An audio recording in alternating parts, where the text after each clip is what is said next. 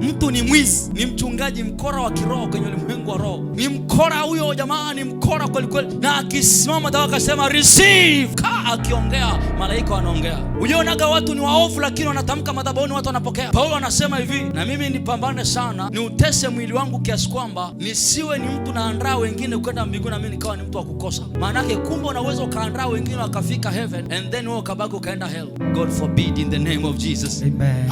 Inawezekanaje? Kumbe unaweza ukawa na upako wa kumbadilisha mtu na wewe ukawa na maisha maskini. Unaonaga mganga anasababisha mtu anakuwa tajiri lakini yeye maisha yake ni kwenye kilinga milele na milele. Waganga sio waganga wote ni matapeli. I'm telling, kuna waganga ambao they possess power sana. Sisemi uganga ni kitu ambacho ni cha kimungu. Uganga ni demonic act za kichawi, lakini haimaanishi kwamba hawana nguvu. Seriously I'm telling you. Waganga wana powers, sawa, wana powers. They possess demons, wanamiliki maroho. Tulichokikosa Wakristo hatumiliki spirits.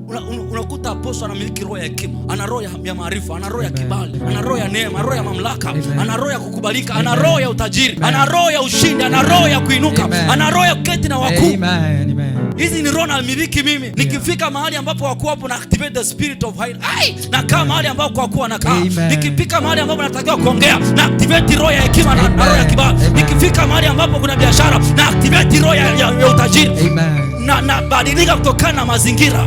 Hao ndio waganga wanafanya. Wakija kwako na moto, wana activate roho ya kupozesha moto wako. Ni mazima moto. Ndio maana kuna mtu alipokuja kwenye maisha yako, ulimsikia yule dogo alisema hapa madhabahuni, akasema hivi, huyu alisimama akasema alishawahi kuwa na nini? Si useme nilikuwa na mchumba na mahusiano. Ulikuwa na mahusiano? Alikuwa na mchumba bwana, ambao wazazi wamjui, Mungu amjui, kanisa alimjui. Haleluya. Sasa kadiri anaishi naye ndio kadiri anapotea kwenye uwepo. Ni kweli. Aliposema let her go, kuna vitu viliumia ndani.